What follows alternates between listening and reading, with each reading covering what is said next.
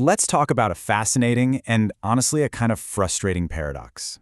What happens when a country pours resources into its brightest minds, sends them overseas for the best training in the world, only for them to come home and find the system just isn't ready for them? It's a story of what's called brain gain and the brain waste that can follow. Okay, so to really get what's going on here, you first have to understand the sheer scale of higher education in Bangladesh. This chart gives you the basic structure. And since the country's independence, that top level, the university system, hasn't just grown, it has absolutely exploded. And when I say exploded, I mean it. We're talking about more than 150 universities. That's a mix of older public institutions and a huge number of new private ones popping up everywhere. It's an incredible figure that really shows you the country's ambition. But here's the flip side. All that growth in numbers hasn't necessarily meant a growth in quality. In fact, when you survey the people actually working in the system, the faculty, you hear a pretty tough reality. Many feel the education just isn't good enough for what today's job market demands, either at home or around the world. And that really gets to the heart of the problem. When you expand that fast without making sure the foundations are strong, the whole system ends up under an incredible amount of strain. I mean, just look at this list. It's not one single issue, it's a whole tangled mess of problems that are all connected. You've got politics influencing who gets hired and promoted, there's nowhere near enough money for proper research, and on top of it all, there's corruption and favoritism that just chokes out real talent and progress. So, if you're a brilliant, ambitious academic in that kind of environment, what do? Well, a lot of them look outward. They start a journey to study abroad, to get the skills and knowledge that the system back home just can't offer. This is the brain gain part of the story. And what's pushing them? Well, it's a whole bunch of things. They want a shot at promotions, sure, but it's more than that. They want to work in world-class labs, use modern libraries, and be part of cutting-edge research. It's really about becoming the absolute best scholars they can be. And, this experience, it completely changes them. They don't just come back with a degree, they come back with new confidence, brand new skills, and this powerful, driving passion to bring all that amazing knowledge back home and make a real difference. But here's where the story takes a sharp turn. That hope, that excitement of the brain gain, it runs smack into a brick wall of reality when they get back.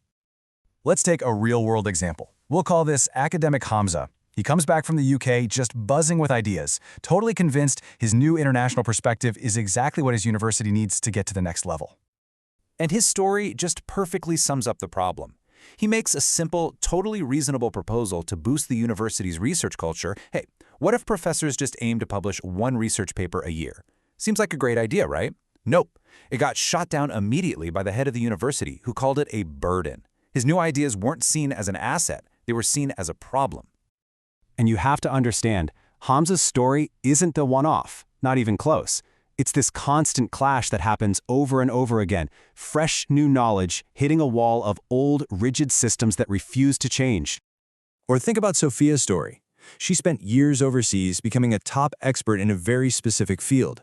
She gets back to her university all ready to teach, only to find out that the very classes she is uniquely qualified for were already given to senior professors, who were using the exact same outdated notes they've been using for decades. Her expertise was just, ignored. And that's really the bottom line here, isn't it? For so many of these brilliant people, all that hard-earned knowledge gets boiled down to just a piece of paper.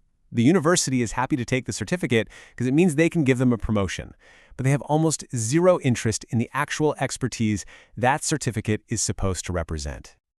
Okay, so as if all of that wasn't hard enough, there's another whole other layer of difficulty here. For female academics, all these professional frustrations get piled on top of intense social and cultural pressures.